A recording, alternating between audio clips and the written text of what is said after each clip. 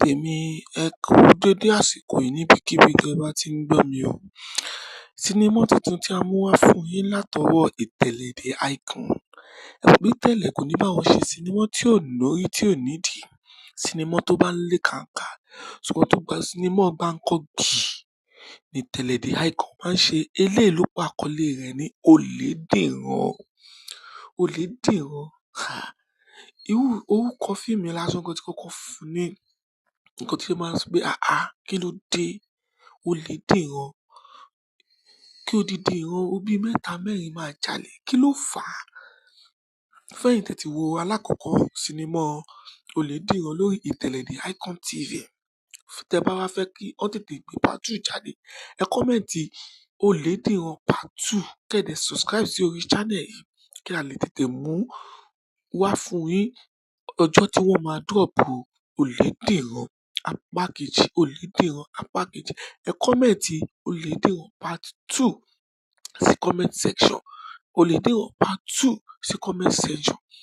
Fún ẹ̀yin tẹ́ ti wo apá kìíní, ẹ rí bí Ibrahim Chatta tí ó ṣe dá wàhálà lẹ̀ sí orí ìrandíran àwọn ọmọ rẹ̀. Ọmọ ń jalè, ọmọ ń jalè. Wọ́n tún ti wá ìyàwó Ìtẹ̀lẹ̀ tún ti wá lóyún báyìí. Wọ́n sì ń gbìyànjú láti mọ báwọn ṣe fẹ́ yọ olè kúrò lójú èyí tí ọmọ tán ṣẹ̀ṣẹ̀ fẹ́ bí òfin ní jalè. Ṣé ẹ rí àmì tí wọ́n rí? Yetunde Barnabas ni ó ṣe òòṣà olè tí ó ń tẹ̀lé wọn káàkiri. Ìtẹ̀lẹ̀ ṣe ọlọ́pàá. Ọlọ́pàá tó jẹ́ pé ṣé ọlọ́pàá máa ń mú olè ní Ìtẹ̀lẹ̀ The Icon tiẹ̀. Tó bá ti mú olè, ó máa ń fi olè lẹ̀ ni o. Olèdìran, Olèdìran. Ọ̀pọ̀ ò kágbọ̀n, afẹ́fẹ́ ló máa ń gbé lọ. Fún ẹ̀yin tí ẹ bá fẹ́ wo Olèdìran part 2, ẹ kọ́mẹ̀ntì part 2 síbí comment section. Part 2 Olèdìran part 2 Olèdìran part 2 kẹ́ ẹ subscribe sí orí channel yìí kí a lè tètè mú part 2 sinimá náà wá fún yín. Kẹ́mi tí dára mẹ́ àwọn tó wà nínú sinimá yìí.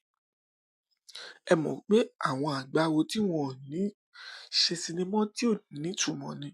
Ìtẹ̀lẹ̀ The Icon tẹ̀tẹ̀ bàbá Kọ́lé Oṣó. Sinimá yìí ni sinimá tí ó yẹ kí lọ́kàn láya kí gbogbo ẹbí wò pátápátá. Fún ẹ̀yin tí ẹ bá ti wo part 1, part 2 tí ń bọ̀ lọ́nà dẹ̀dẹ̀, ẹ tètè kọ́mẹ̀ntì Olèdìran part 2 sí comment section kí ẹ dẹ̀ subscribe sí orí channel yìí kí ẹ lè tètè mú